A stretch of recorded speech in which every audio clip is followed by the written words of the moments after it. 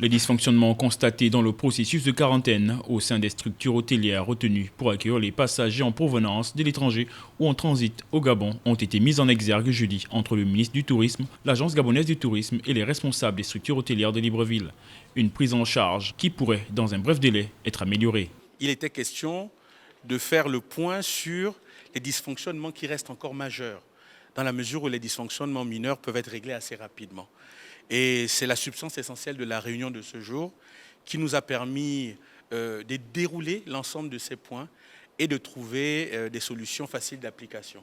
24 heures, c'est la durée de la quarantaine à l'arrivée en terre gabonaise. Une durée jugée trop courte, mais qui a sa raison d'être quand on sait que 2 cas positifs à la Covid-19 ont déjà été détectés depuis le lancement de cette opération. Je voudrais revenir sur les 2 cas positifs et féliciter l'instruction du chef de l'État de mettre en quarantaine les passagers venant de l'international pour sécuriser les Gabonais.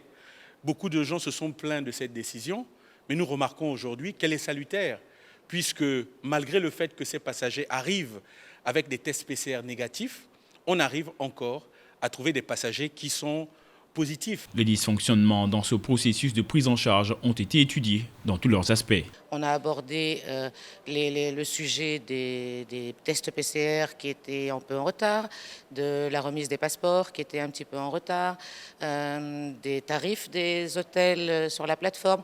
On a abordé tous les sujets un peu épineux. Cette réunion tripartite axée sur l'optimisation de la prise en charge des passagers en provenance de l'étranger et ceux en transit marque la volonté des autorités gabonaises de réduire les risques d'entrée de nouveaux variants du virus dans le pays.